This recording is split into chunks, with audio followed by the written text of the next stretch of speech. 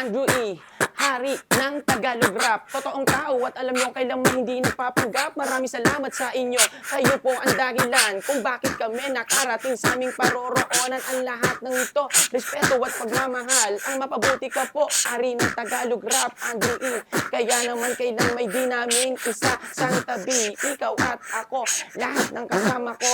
Ikaw ang dahilan kung bakit nakarating kami dito. Kaya po kung ano man ang mga kailangan mo sa amin, kahit anong mangyari at kahit na ano pa, kaya sana Kuya Andrew ay nasa mabuti ka. Si Kuya Andrew, pag nakasama mo ay ibang-iba. Pag nakikita mo siya ang tunay na kaibigan talaga. Sa lahat ng idea, siya ang bumbilya, ituturing kang kaibigan at kapamilya. Don't you worry. Siyempre kaibigan namin malupit sa comedy. In the place to be, maraming salamat sa pagtulong ni Kuya Andrew E. Walang makakapantay, walang makakahigit. Kahit sa kanya ay maraming naiinggit. Ang lahat ng mga tao ay sumabay sa manap ka ng pangit. So, sino pa ang nag-iisa? Walang iba kundi si Kuya Andrew E, di ba?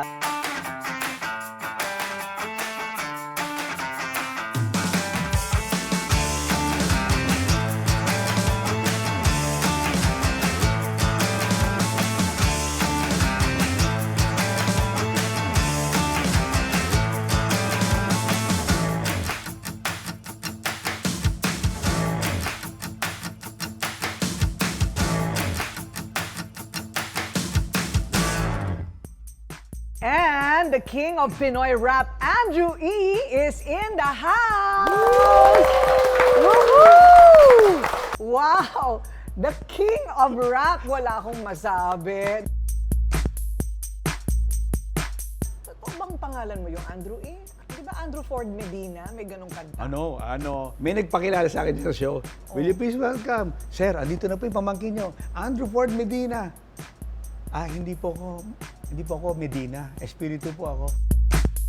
Pero ang totoo mong pangalan ay Andrew Ford Valentino. Espiritu. Pinanganak sa Donggalo, Parañaque. Isa sa pinakamahirap na lugar sa Manila. Yeah. Sinabi ko, sige. They can put me away from Donggalo, but they can never put Donggalo away from me. Ayun. So, ginawa kong Donggalo Records. In-house yun and binabahay ko mga upcoming rappers and undiscovered rappers, di ba? Or unsigned rappers. Right. Yung pala ang kwento nun. Kasi sabi ko, galing din ako ng Parañaque. Yeah. Although hindi ako pinanganak doon, made in Hong Kong ako eh. Kasi OFW yung mga magulang ko. Pero doon ako, nag-teenager, ganyan. Yeah. Sabi ko, uy, mayayaman yung mga taga Merville.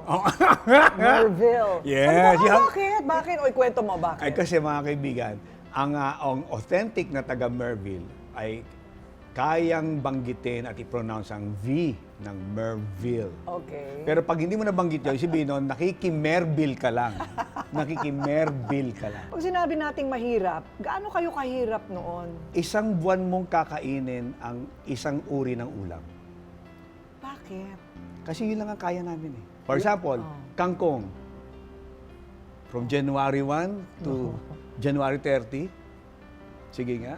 Totoo? Yes. Why? Yun ang gauge. Okay, Pag sinabi mong, gaano kayo kahirap? Ay, hindi naman kami mahirap yung dahog kami na sumasadsad kami sa lupa. Hindi naman nakakakain ganon. naman kayo. Oo. Pero, gaano kayo kahirap dun sa kalagayan nyo? Ito yung gauge. Isang buwan na pare-parehong ulam. Talaga? Bakit? Ano bang trabaho ni nanay? Ang trabaho ng nanay ko ay mananahi at ang papa ko, barbero. Oo. Ganda kombinasyon, ano? Yes. Mananahi at barbero. Yes. So, pwede rin kumita ng malaki yan, ah. Hindi, yung malaki at that time is not that really the word malaki. Oo. Yung able lang, Right. able. Just enough. Just enough. Pero siyempre, hindi maiaalis na, bakit ang dila mo, Andrew E., kaya magsalita ng salitang pangmahirap at kaya mo rin magsalita ng salitang pangmayaman? Kasi po, mga kaibigan, at an early age of 5 or 6 or 7, galing ako sa mahirap na pamilya, pero ang lola at lolo ko ay mayaman. So, on a weekday, Monday to Friday, buhay ng mahirap ang meron ako. Sabado at Linggo, tumatransfer ako sa bahay ng lolo at lola ko. Buhay mayaman naman meron sila doon. Oh, wow. So natitikman ko rin Inglisan. yun. Yes, natitikman ko yun. Oo. So, nasisilip ko yung bintana ng mga mahihirap at nasisilip ko rin yung bintana ng mga mayayaman. Ilan kayo magkakapatid? 4. I'm the only boy. You're the only boy, Yeah, okay. yeah. At ikaw lang ang pinakagala sa kanila. Ay, Oh, yeah. I mean, obviously. Oh, yeah. Oh. He is a family man. He is parang always concerned. He's a very good, magaling maging sa mga magulang, mapagmahal, practical. Every time I talk with him, he would say, very important sa kanyang family. And I think that's what sustains him also. Kasi kung yan nagdadrag o nambababae, he will not be what he is now. Naman ako ng kalye, aalis ako ng umaga, mag-aalmusal lang ako, balik ko, hapunan na. Hindi kayo nahanap na nanay mo. No, kasi sanay na siya eh. Oh. Sanay na si mama Para ka eh. palang pusa. Sanay na eh. So, babalik ako. Kaya, ito yung kulay ko. Yan yung okay. kulay ko. Oh, sunog sa araw. Yeah. Okay, so kailan yung unang impluensya ng musika sa'yo? Ano yan? Are you born with it? Yung the ability to perform or maybe, my ability to like music was way around grade 5. Okay. O, Grade bata, five. bata ka pa rin, no? Grade 5. So, grade 5 ako nung kasi talkative ako sa school. No, totoo nga. Yes, talkative. Parang hindi ako makapaniwala. Talkative ako sa school. In fact, isa ako sa pinaka highest pointer ng magulang na pinapadala sa office every weekend. Talkative. Talkative, yeah. So, siyempre, may mga pagkakataon na mapupundi na sa akin ng teacher ko. As punishment, papupuntahin niya ako sa harapan ng platform, yung sa may board, sa may blackboard, and then sing for us. Ang hindi alam ng teacher ko, doon ako pinanganak. Yung malakas ang loob ko. Kaya nung sinabi, Mr. Espiritu, go to the platform, sing for us. Yung mga classmate ko parang, hala, lagot ka, ganun. Pero ako naman, punta ako sa front, sing for us in English. Naku, lagot, di ba? Yung mga classmate ko, lagot. Kay raming beses na kitang nilayasan. Sabi ng teacher ko, tumitingin sa akin, uy ko English Iniwanan na ibang pinuntahan. Parang babaeng kay hirap talagang makalimutan. Sabi ng teacher, lumalapit yung teacher ko, parang, matigas ulo nito Sabi ko, Tagalog Ikaw lamang ang aking laging binabalikan.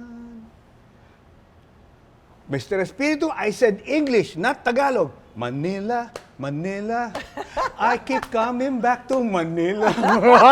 Di ba? Okay. Di ba?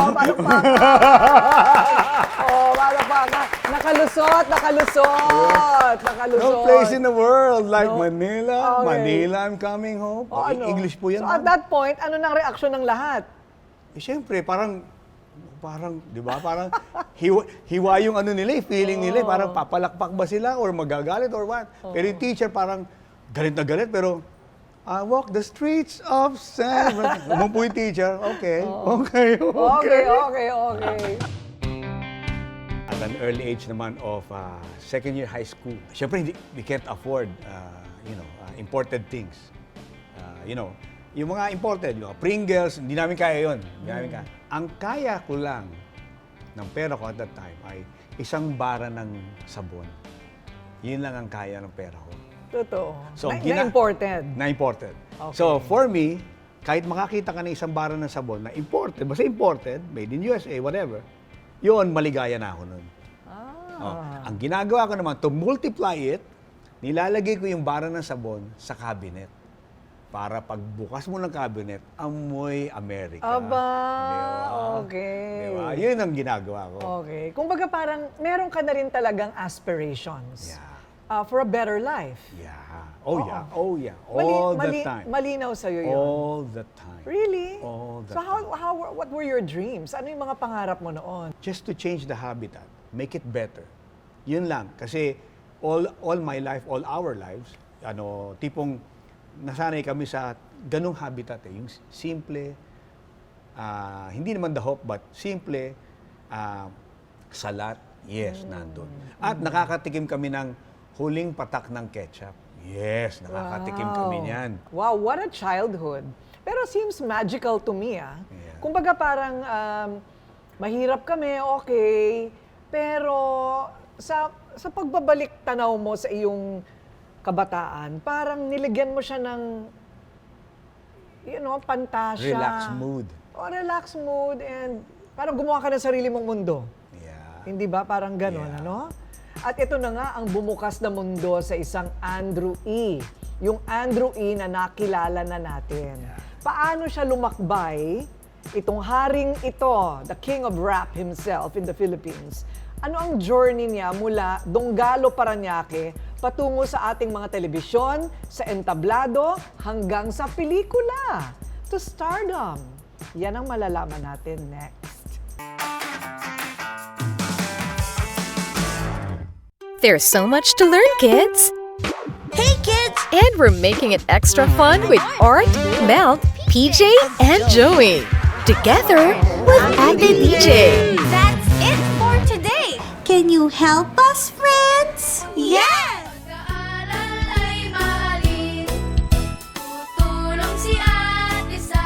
Need help with homework? We'll break it down into simple steps so learning feels easy. Sama-sama tayong mag-aral. Sama-sama tayong masayang gumawa ng homework. Catch all this and more only on Net25. Let's net together sa Net25. Ang kasaysayan ay malaking bahagi ng ating kasalukuyan. Ito'y binabalikan para tayo'y may matutuhan. Sama-sama nating alalahanin ang nakaraan. Tayo na at mag-fast forward sa LTE. Love, Tony Pet and Abra Fan. Lunes hanggang Biyernes, alas 7 ng umaga sa Net25.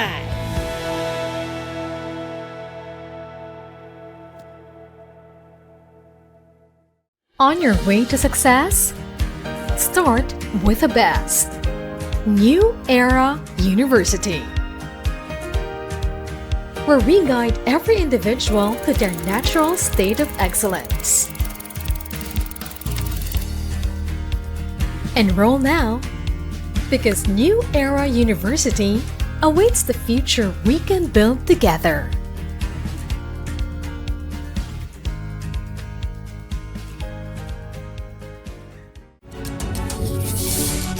When a story starts with faith, it can only grow further and stronger. As time passes by, we learn about your story. In an institution of exceptional healthcare, with genuine Christian compassion, we care about you. With a safe, secured, and sanitized environment, accompanied by a team of trusted healthcare professionals, we're built this way to serve you better. By providing affordable health services to general population, we want what's best for you. Because at New Era General Hospital, everyone matters.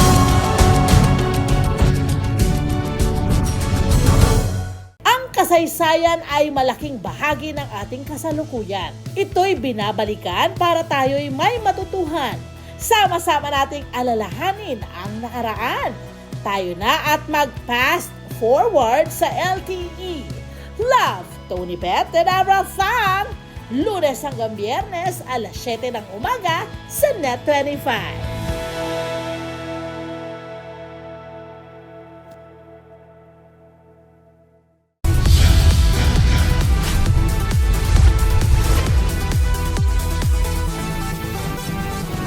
Sa kasulukuyang henerasyon, marami na ang nag-viral.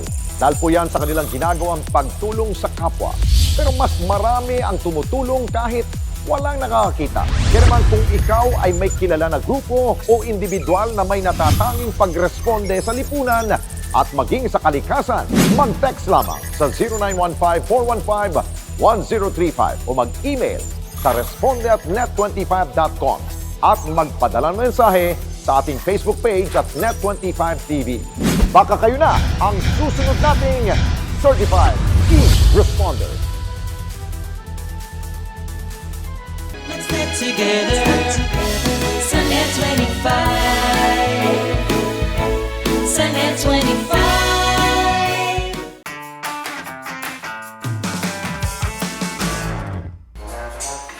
Ay, nako! Ayan kasi ano, ang hilig sa magagandang lalaki, ang hilig sa magagandang babae, o ano na pala nyo, hindi mo na. Kaya po ako sa inyo makinig sa sasabihin ko, kumakain tayo at hindi mo tunay. Yan ang dapat mong gawin, kaya makinig ka sa akin. Okay, from Don Galo Parañaque to rap stardom. Magsimula tayo sa paano mo ba, kailan mo unang narinig ang rap? Matagal na ba sa Amerika yan bago nakarating sa Pilipinas? At that time, President Marcos has a American ambassador, and the name is, and I know you know, Stephen Bosworth. Yeah, Stephen Bosworth. I was close to the family, their family, and he has a son. His name is Billy Bosworth. Yun yung kaibigan ko. So, hindi alam ng karamihan ng tao na palagi akong natutulog sa bahay nila. Nung nakaalis sila, iniwan ng gwardiya or ng driver yung gift sa akin. Yung gift, yung tape, cassette tape ng Run DMC at that time. Rap. Run DMC, the very first retail hit rap song or rap album in America, the very first, 83, Run DMC, iniwan niya sa akin yung tape na yun. Then doon ako nakinig. Doon ako na-influence. Ayun. At that time. Okay. Paano ka natutong sumayaw? Parang nauna daw yung sayaw bago yung pagkanta mo. Yeah. Doon ko naman siya na-meet. Sa pagsasayaw ko ng ganyan. Yung nagsasayaw ko ng strut sa breakdancing, street dance. So, doon ko na-meet yung si Billy. I see. Kasi sumasayaw kami at member ako ng group na called ROK, Rock Ocean Crew, na ang buong member ay taga-IS. Kaya meron akong inkling to do a song na taga-IS. Kasi madalas ako ron. Bakit puro sosyal ang mga barkada mo? Alam mo naman, taga-Donggalo ka. Diba? Paano nga nangyari yun? Budbud ka sa hirap, pero nakakasilip ka sa mundo ng mayaman. Oo. Yun yung dalawa na yun. Must have been your talent. Talent and your whatever. Maybe talent and, my self-drive and self-push to sell myself and introduce myself to people. Hindi ako nahihirapan. It was so easy for me. Then, back to reality, balik ka ngayon sa Las Piñas. At that time, balik ka sa Las Piñas. And then, the usual, yung buhay mo. So, dalawang mundo ang nilulugaran ko at that time. Yon, na-master ko yung dalawa to mix into one. That's why I can shake hands with the poor and hang out with the rich. Correct. Ayun. Ano ngayon ang chronology? Okay, first a dancer and then a rapper. Okay lang dumating yung panahon naman na nagsusulat ka na, kumakanta ka na. Tinesting ko ngayon. You have to test. Kasi hindi yan yung rapper na sulat ka lang ng sulat, tapos memorize ka na memorize, tapos wala naman nangyayari, di ba? You have to test it publicly. So, nag-apply ako bilang DJ sa Stargazer. Gusto ko sanang maging DJ, baka pwede mo na ako turuan. Hindi hadlang ang pagiging mahirap mo para makalibot ka sa mundo ng mga alta sosyedad. Hindi hadlang. You have to change your attitude and then kahit anong meron ka, huwag mo namang i-down yung sarili mo. I-uplift mo yung sarili mo and join and visualize and dream and aspire so much. Pagkatapos ko mag-MP sa Euphoria nung nakaraang Sabado. And you did well. Yeah. Kahit na 2,000 pesos a month lang ang kinikita mo. Ang laki.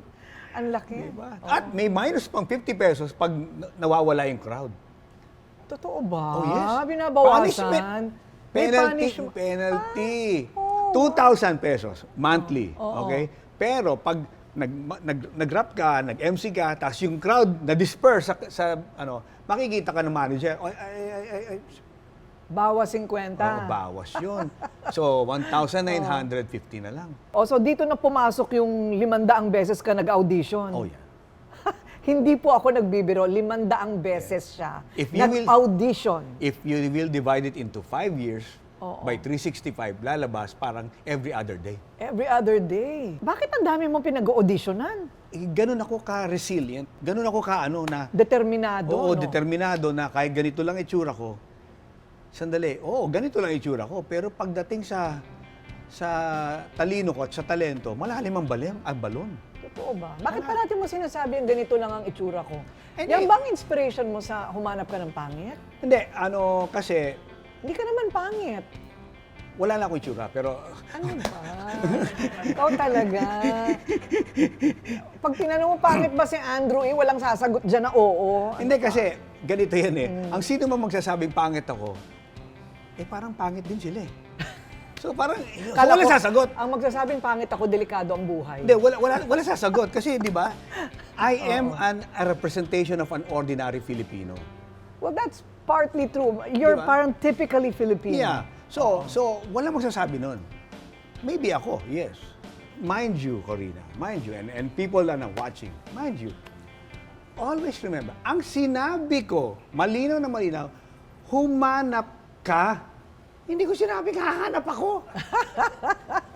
Diba, yun ang title Humanap ka ng pangit wag at na baligtarin. ibigin mong tunay. Para lumigaya ang iyong buhay, kung hindi, sige ka, puso mo'y mabibiyak, mawala man ang pangit. Kung humanap ka ng pangit, napunta tuloy tayo doon. Ito yung pagkatapos niyang pumunta sa Subic para mag-exam sa US Navy. O ano naman ang hinahanap mo sa US Navy? Gala ka talaga. Kasi, Corina, wala nang chance Wala na. By that time, 500 auditions, 500 auditions? Rejections? yeah, No way. may hangganan din. Ano yung hangganan? Kasi nakaramdam ako na, teka, ginagawa ko na to parang 5 years na At puro rejection, puro walang nangyayari. Ano kaya? Change attitude, change course. Okay. Ano yung change course? Wala akong kaalam-alam, walang abog-abog, no warning, no nothing. Bigla akong pinadalhan ng invitation ng US Navy to attend a exam for US Navy. Sa hirap ng buhay, sa hirap ng Pilipinas, itong binigay sa iyo pagkakataon na maging US Navy, pag hindi ka pa nakapasa, that's it. Sarado na mundo mo, that's it. Naghagol, gano'n na lahat. Sa testing center, nag-iiyakan na lahat. Totoo. Siyempre, that's the only hope in their life. Di ba? Yun na lang yung natitira mo. Wala nang iba. Ako, relax lang ako. Pero natataka ko, ba't di ako nakapasa? Man lang. Sabi ng papa ko, okay? Wala. Di bali anak, okay lang yan. Marami pa pagkakataon sa buhay. Halika na, uwi na tayo. Kasi Subic, di ba? So, balik kami ng hotel. Pagdating ng hotel, yung mini hotel, yung parang lodge inn. Going down, may lasing na nakahandusay dun sa gitna. Kasi, mataas na hagdanan. Going up kami, and then may dalawang going down. Isang black personnel na may bit-bit na Pilipina. Pababa sila, paakyat kami. Pag meet naming 5 sa gitna, nagising, hinampas ako. Ang lakas. Haha! Kita mo, humanap siya ng pangit. Doon mo pala unang narinig yon. Yung mundo ko biglang lumiwanag. Sa bus, Victory Liner, going back to Pasay. Di ba kasi yun ang sakayan doon, Victory? Going back, sinulat ko yung lyrics. Humanap ka ng pangit. Night time, same day, may trabaho ko sa Euphoria. Kasi DJ ako, di ba? Okay, binemorize ko buong maghapon. And ang trabaho ko, 11 o'clock p.m. Pagdating ko sa club, sa Intercon, pare, sabi ko nga sa DJ, banata mo ako ng isang -1 dyan. Same day, same night? I-memorize ko na from the pag-uwi. Really? Kasi umaga yung testing area eh. Oo nga. Umaga yun eh. Oo. With the melody and everything? Na, wala. Okay. Sabi ko, bigyan mo ako ng -1. Ah. Bigyan mo ako ng accompaniment na beat. So, binigyan niya ako, bug, tak, bug, tak, bug. Nirap ko yung minemorize ko. It goes a little something like this. Kung gusto mong lumigaya ang iyong buhay, umalat ka ng pangit at ibigin mo. Tunay, hindi lang ang pangit, na talagang di mo matanggihan. At hot ang lalaki na iyong pangarap. Kulit kumakit ko, sinabi ko'y simple lang. Baka magaling na lalaki, naglalaro lang ang iyong oras. Pagod hirap, nasalabi ulit, handa-handa, iwanan ka na matatandali. Na ikaw ay wala nang ibigay. Kaya pangit na lalaki ang hanapin mo dahil. At kung hindi, sige ka, puso mo'y mabibiyak. Mawala man ang pangit, hindi ka iiyak. Yung mga nagdidisko doon, puro mga alta sa syudad, di ba? Puro mayayaman. Tapos sasabihan mo nang humanap ka ng pangit. Eh di hindi match. Nag-alisan yung mga crowd. Sabi ng boss ko, hay. Sabi ko, nakatikim ako ng penalty. Eh at that time, yung nagre-rent yung yung mga crowd, ni-rent yung place. So mahal. Mahal yung night na yon. 100 pesos ang penalty ko. Kasi Doble. kasi ang uso, humanap ka ng mayaman. Ayun. Nakalimutan ko. Kaya, pinarusahan ko sarili ko. Oh. The next day, tanghali pa lang, because that was maybe on a Friday, I don't know, or a Saturday, I don't know, or a Thursday, I don't know. The next day, balik ako ng Euphoria. Alauna ng tanghali, doon ako kumain, dala kong pad paper ko, tsaka ballpen, ginawa ko naman yung kantang Andrew Ford Medina. Ayun. Yung pangmayaman. Guess what?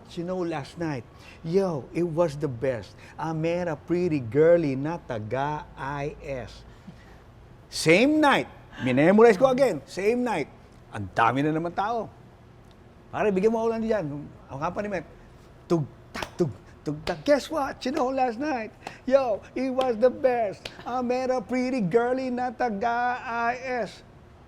Kalahati ng mga tao doon, taga-IS. Meron siya mga kasama. Mercedes-Benz. Imagine, Corina, halos mag-iba ang kisame sa sigawan. No. Oh my. I can't forget what happened that night nung binanatan ko na yung Andrew Ford Medina. Then everybody say, sabi ganun nung sumesenyas yung manager ko. Sumesenyas. So ang ginawa niya, binalik niya yung 100. Aba? Binalik niya yung 100. Parang reward. Yun. Oo. Parang reward. Parang hindi na kita maminusan. Balik ko na. Correct. Dahil yung mga tao nagsisigawan na. The very first na narinig nila yung lyrics na yun, guess what? Last night, it was the best. Kasi linggo nila yun eh. Parang pag sinabi ng mga taga-ayos, guess what? Last night? Iba yun. Yung nakiki-social climb doon, at that time, wow, may bago! Ganyan palang lingo nila. Di ba? Ganyan pala yun. Guess what? Last night. So, tinuruan ko na naman sila. Doon pala pinanganak yun. Okay. Diba? Uy, pero yung humanap ka ng pangit, 10 days pa lang, platinum na, ha? Noong narinig ng masa. Nung marinig na ng masa. Mas marami daw ang masa. Diba? Ayun. Kasi 80% ng Pilipinas. Correct. Oo, tayo yun. So, No, hindi ka. Nasa 90 ka pataas. Kala mo lang yun. Ako nasa 81 pataas. Hindi mo lang alam ang kwentong buhay ko. Ikaw talaga, Pero, biro mo kasi kinaya mo yung kultura ng mataas at mababa. Kasi ikaw yung personalidad na pinag-aaralan mo lahat. Hindi ba? At kung meron kang talento na ilagay yan sa panunulat at musika, ayun na. I think that's the formula, right? Yeah. Plus determination, 500 auditions. Oh yeah. And then never rejections. give up. Never give up. Oo. But then, after that, Andrew E. was born. At eto na, hindi lang sa entablado, musika, kung hindi pati sa pelikula. Tatanungin na rin natin siya, meron ba silang parang contest ni Francis Magalona? O huwag mo na sasagutin. Parang napapaisip ka ng malalim. Hindi, naalala ko lang yung nakaraan kasi. Okay, susunod na yan.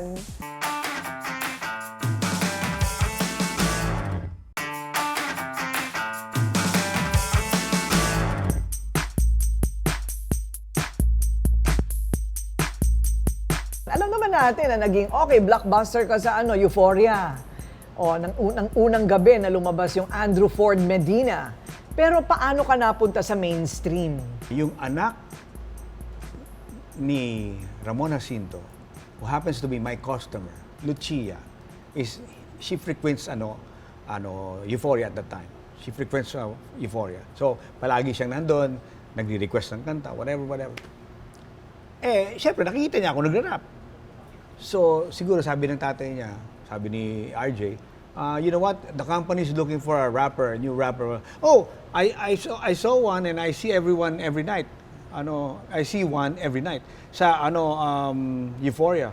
Really? So, yun, nung sinabi niya sa tatay niya, nagpadala yung ng tatay niya ng emissary para pumunta sa Euphoria. And at that time, and it was already 1990, meaning 1990s na. At that time, I was about to quit. Quit na. Oo. Kasi for 5 years, nung ginawa ko yun, 86 to 1990, wala mo nangyayari sa akin eh. Walang ascendancy. And ang sweldo ko ay 2,000 pesos still. Hindi kung isipin mo, makakabuhay ba ito ng future family? Hindi. Hindi kaya. So, hanggat there's time, change the rule, change the game, and change the landscape. So, I have to quit. Kaso, bumaba yung emissary niya sa Euphoria while I'm practicing. Anybody here by the name of Andrew E? Yeah. Oh, you're the one. Okay, my boss wanted you to give us, if you have any demo tape or demo cassette at the time. Cassette pa yung Do you have one? Yeah. Wait a minute. I'll just get it. So, kinuha ko sa locker room. Oh, ito pa yung cassette ko. Yeah. But tell your boss, kindly, even if you will like the songs that I have in there, that's yours to keep. I'm quitting. What? Well, anyway, sabi niya, okay, thank you so much. I appreciate you. I'll see you soon.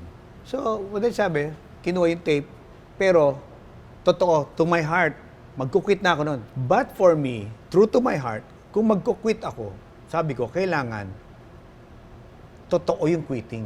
Kailangan, pag sinabi ko yun, determinado, kailangan, true to myself, true to the heart, true to the color, kung ano yung sinabi ko. For example, sabi ko, kung magkukwit ako, kailangan, sunugin ko yung mga lyrics ko. Why?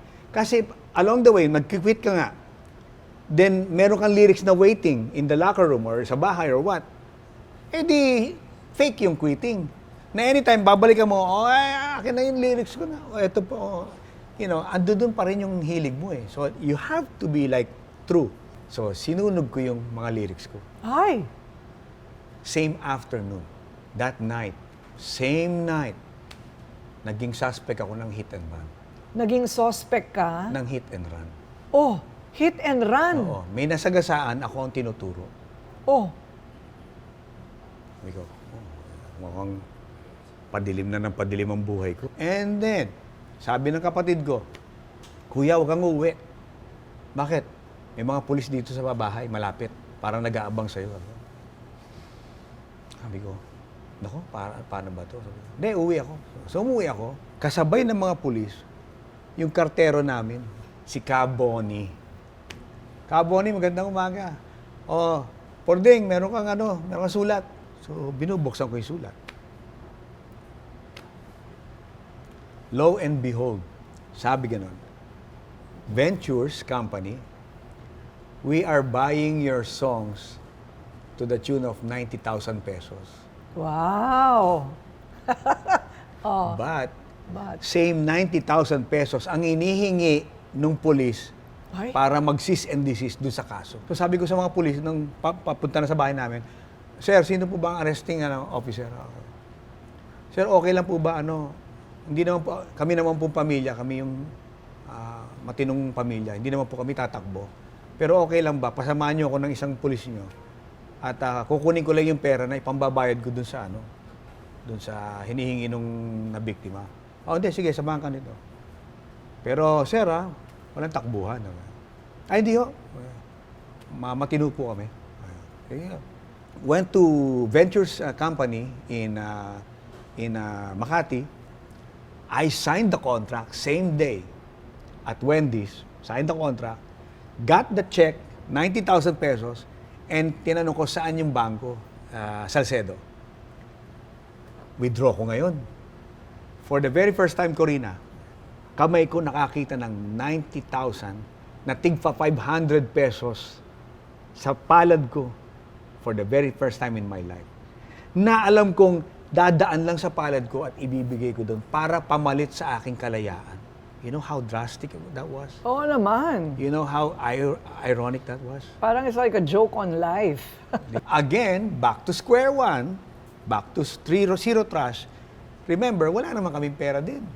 So, just the same, pinapangutang din namin yung pamasahe ko papunta sa studio, yung pagkain ko for the daily recording session, just the same. Nagkakautang pa kami. Pero binuo ko yun thinking na maybe yun yung kasagutan. Then, nung nabuo, there you go. Nung narinig ng Pilipinas yung humanap ka ng pangit, that's it. History. Hindi lang pagkanta, ayan na, nakilala ka na doon, pero paano ka napunta sa pelikula? Kasi ang galing mo magkwento, no? So may matching facial expression. So may pagka-artista ka rin. Yeah. Oo. But of course, tanggap ko yun na at that time, na alam ko namang yung itsura ko is hindi artistahin. Alam ko na. But nag-apply ako for That's Entertainment. Totoo ba? Of course. Di ba mga teenager ang nandun? At batang-bata ka pa noon. Hindi, no. Ang mga nag-a-apply doon, mistiso all the way. Babae man, lalaki. Oo. Okay. Ako mistacho. Nag-apply ako doon. Marami kami, 150 to 200. Okay, number 15. Hello po, Kuya Germs. Nakita Kuya Germs na ako. Siyempre, anong gagawin mo, iho? Kumakanta ka ba? Hindi po. Sumasayaw ka ba? Hindi rin ho. Ma-acting ka? Hindi rin po. Ano gagawin mo rito? Hindi ko pa alam kung ano. Hindi ko alam kung alam nila yung tawag doon sa tinatawag kong rap. Kasi wala pa nakakaalam nun eh. So how can I say it? Wala makakaintindi. Pwede ba pakita ko na lang po sa inyo yung talento ko? Okay. So, nag-provide ng accompany beat. Then, next, doon ko tinanggap na ang mundo ng pag-aartista ay hindi para sa akin talaga. Okay? Bumaba ako ng Broadway. Pagbaba ako ng Broadway, sakay ako ng jeep, pauwi ng bahay. Pasakay ako ng jeep, sabi ko, balang araw, magiging artista rin ako. Sumakay na ako sa jeep. Oh. Then came, remember, humamit ka ng pangit. Then, okay. Then, naging sikat na kanta. Then, Viva signed me as a movie actor. Kwento ko to, but di ko pa nakwento sa lahat. First day ko ng movie, yung, sa set. Dumating na ako sa set. Ate, kayo po ba yung nagme-makeup? Opo. Okay, thank you. Sumigaw yung director namin. Norma, makeup pa muna si Andrew eh. Opo.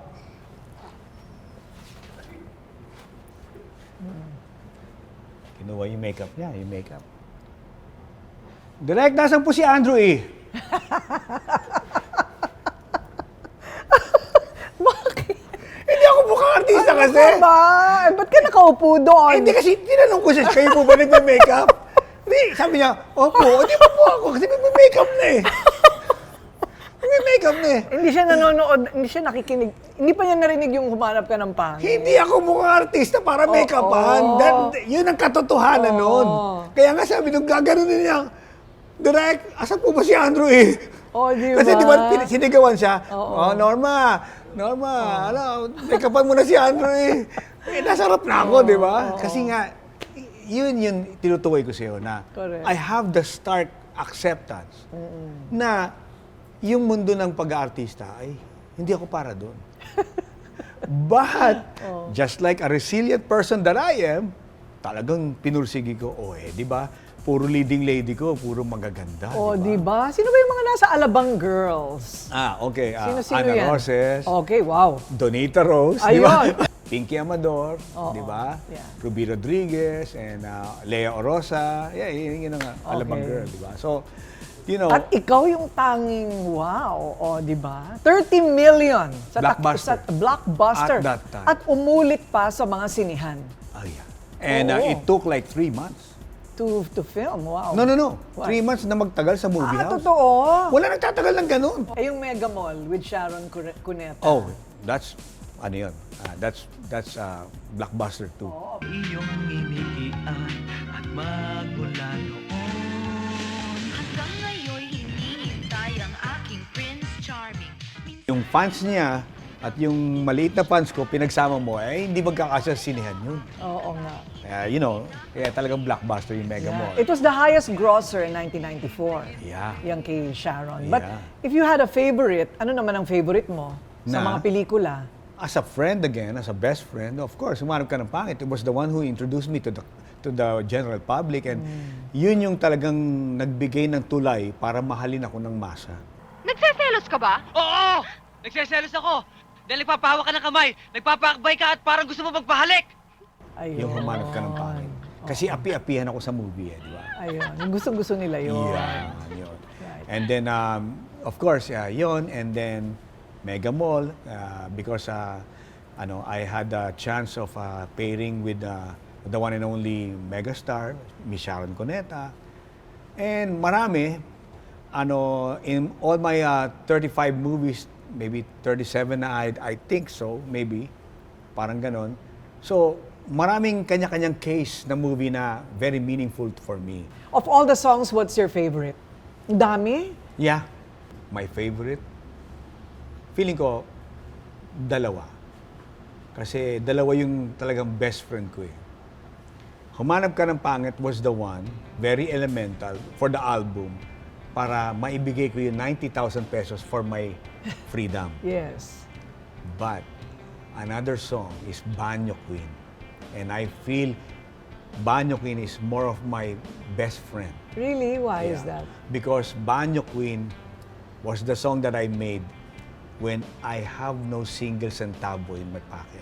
Nung naghirap na talaga ako, why? Because of piracy. Remember, nung pumasok yung piracy sa Pilipinas, no contract, no movie, no recording contract, no nothing. So, lahat ng artists at that time was being held to a single situation where wala silang pagkukunan ng hanap buhay. Paano na sila ngayon? 'Di ba? Just the same. Isa ako doon, movie actor ako, at the same time recording artist, wala akong contract. So what I did was, nagkaroon ako ng chance na mag-isip, meron pa bang ibang greener pasture? Meron. At ang tinutukoy yung greener pasture was Japan. So Japan at that time was looking for entertainers and all that. And, probably pasok ako sa pagiging entertainer, tinry ko. Nag-Japan ako, then, there you go. Banyo Queen. Banyo Queen. Doon ko naman ginawa ang Banyo Queen. Doon ako ngayon nakakabawi kasi I earn per salang sa club was 25 lapad. Wow, malaki rin. 25 lapad by 3,300 pesos. So, maybe like 70,000 per set. Right. Of only 30 minutes. Oh, wow. And I do 3 clubs a night. So, 210,000 a day. Times 6. Yes, oo. So, mas parang feeling ko, mas marami pa akong nagagawang hanap buhay sa Japan kaysa sa Pilipinas. Correct. Yun ang bumuhay sa akin. But habang yung mga panahon na yon, I was lonely, with nobody, no nothing, no family, no girlfriend, no nothing, alone in Japan. Imagine that situation. Yung kalungkutan nun. So yung kalungkutan na yon ang kumakagat sa akin at yun ang pumupunit pala sa akin every night. Yung kalungkutan na yon. So what I did was, para maibsan yung kalungkutan, I wanted to create yung pinakamasayang kanta na makikreate ko. Which is Banyo Queen. Ayun. And I created it in Roppongi. Yun yung naging ano mo. Vehicle again. Yeah. Parang For the new generation. Yes. At yun na ngayon ang talagang tumodo. Galing. So up to now, Japan is like your second home. Yeah. Talaga. In fact, in my heart, it is my country. Really? Kasi sinamahan niya ako when I was a nobody. Hindi naman ako kilala doon at that time. Hindi ako kilala doon at that time. Nobody. I had nothing. So ito na nga ang Andrew E. na nakilala and who became iconic. Of course, you know that, right? So, iconic talaga yung Andrew E. Pero marami pa tayong hindi nalalaman tungkol sa buhay niya sa likod ng entablado at ng camera. At yan ang isisiwalat niya, promise niya. He's going to tell us everything. Everything. Let's toast to that. Everything. Pakita mo yung ano mo ha, freckles mo. Hubarin mo yung suot mo.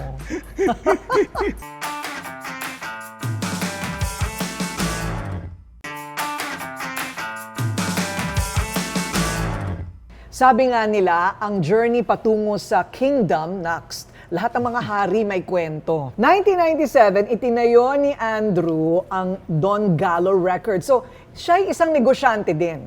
Siyempre, importante. You know the value of business, no?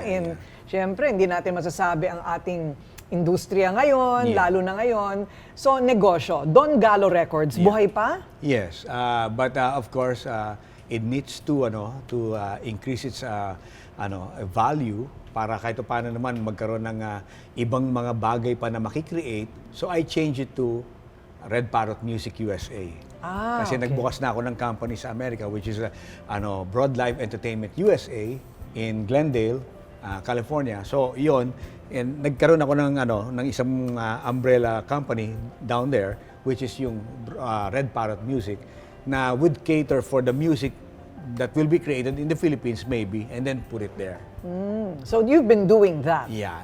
For the meantime, for quite a while. Oo. Yeah. Salbakuta, ikaw pala ang nakadiscover. Yeah. Dami kong hindi alam, In fact, ako yung nag-produce ng album nila. First album, and then yung Stupid Love, na major hit nila, kanta ko yun. Binigay ko yun sa kanila. Okay. So they did the lyrics, and then I did the music. So, dito mo nakilala ang misis mo sa pagnenegosyo mo. Yeah. Kailan yun? At what point dyan? Sa That was like napakahabang kwento? December of 1998. Kasi nagtayo ako ng FedEx franchise. So at that time, may franchise ako sa Robinson's Place, Manila. So bago pa yung bagong gawa lang yung Robinson's Place, and then nagtayo ako ng FedEx, and then siya yung customer ko. Then sabi niya, hello sir, good morning. Magkano po yung Canada? Sabi ko, sige, ate, balik ka pag binibenta na yung Canada, ha? Balik ka. Then sabi ko, no. Yung sulat, yung parang document. Sige, akin na yung yung pager mo. Pager pa at that time, di ba? Akin yung pager mo, then pe-page kita para bigyan kita ng discount.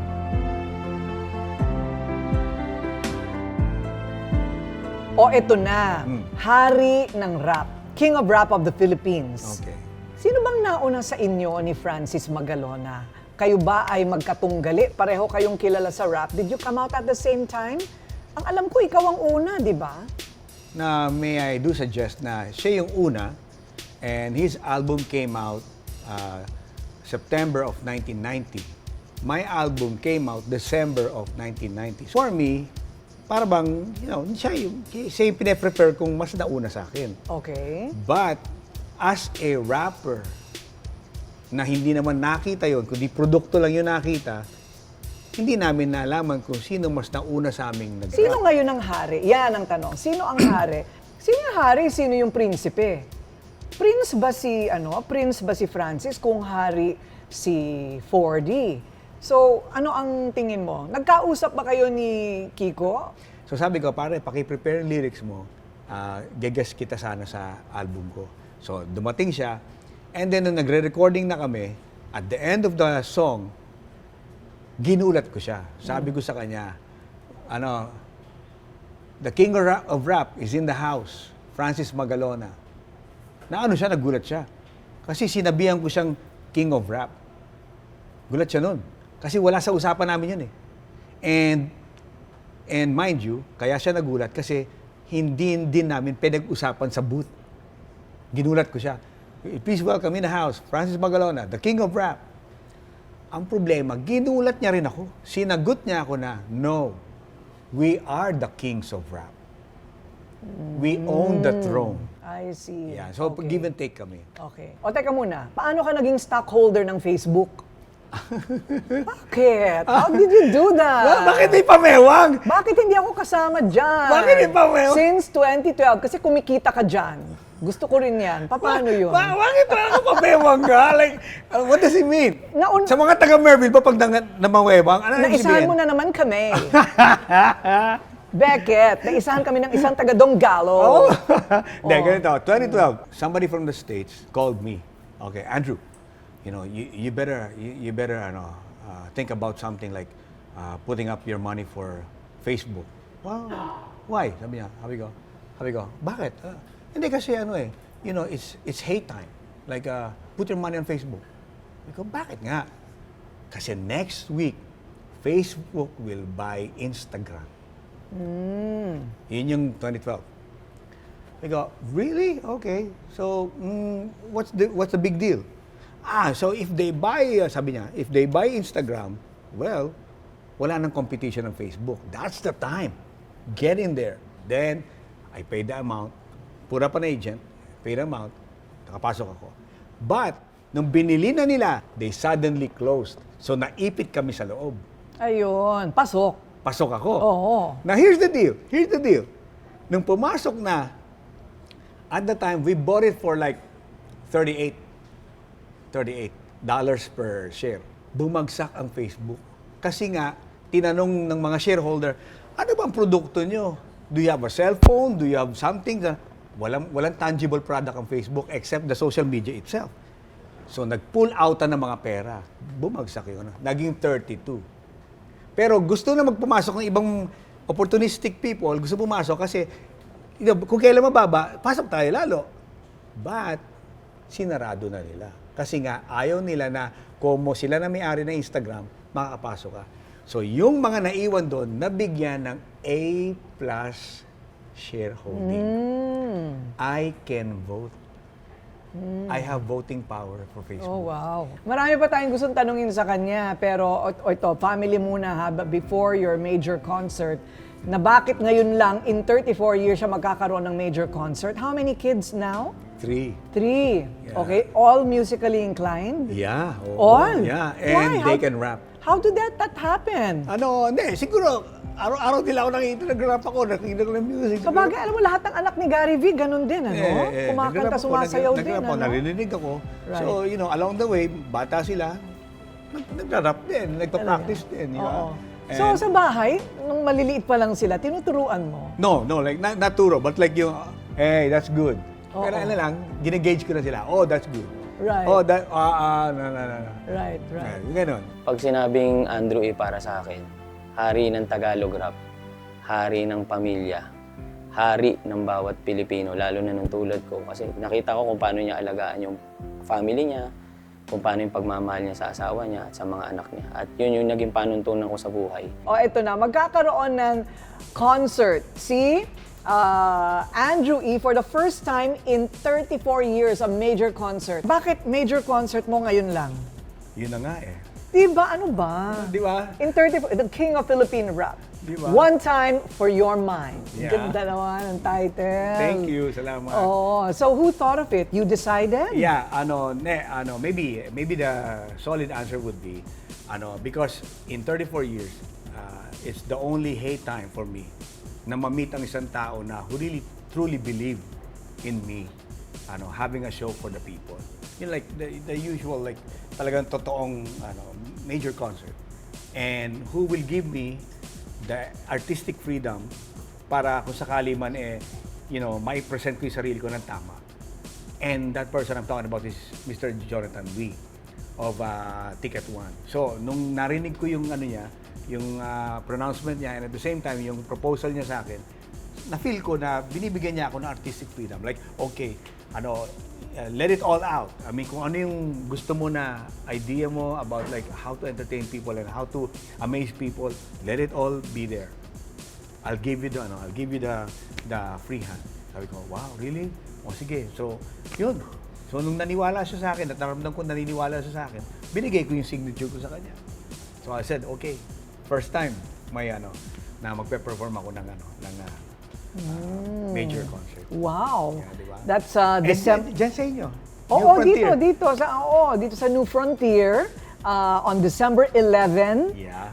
at 8 p.m. Yeah. I have to be there. Kailangan You makita ko have yan. to Of be. course, I have to be there. Pero may sneak preview na tayo ngayon, ha? May sneak preview You na. have to be. 4D, can you come over? SVIP dapat, ha? SVIP? Naku, wag nyo lang ako pasasayawin, ha? Baka bigla nyo akong tawagin dyan.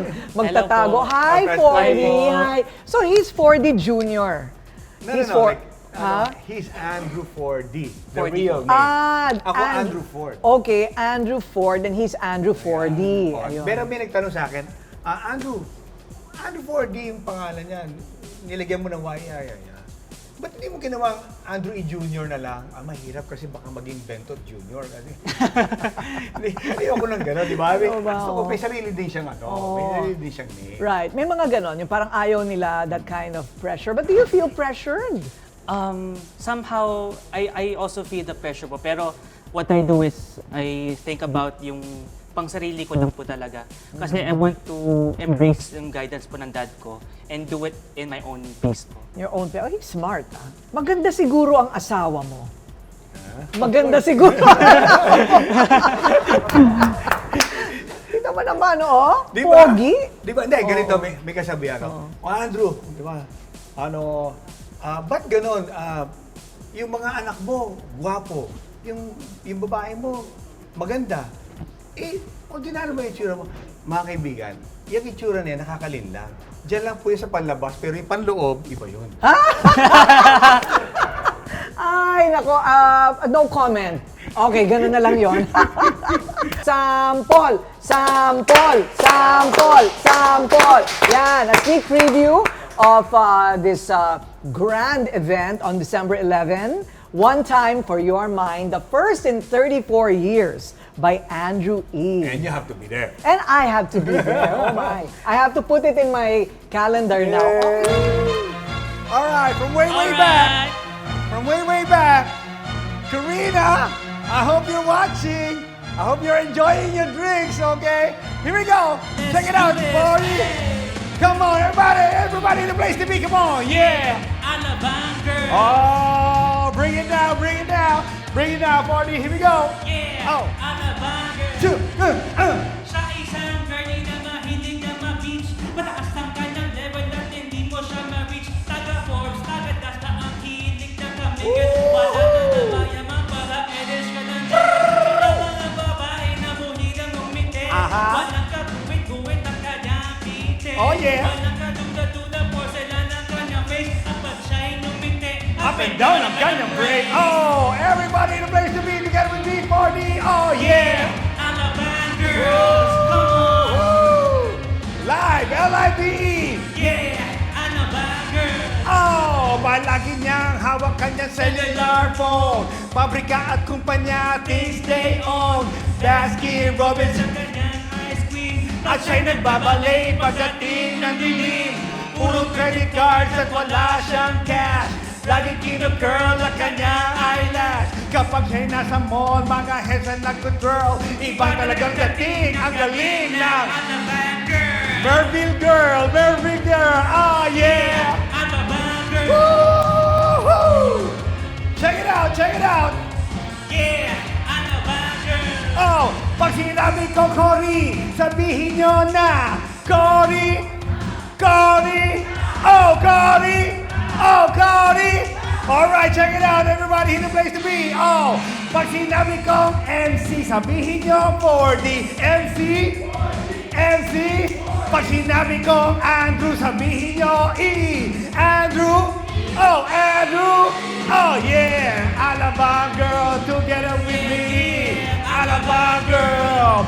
With Corina, in the place to be. Oh, yeah. Merville girl. Alright. Check it out. One time for your mind. Andrew, in the place to be. Yeah.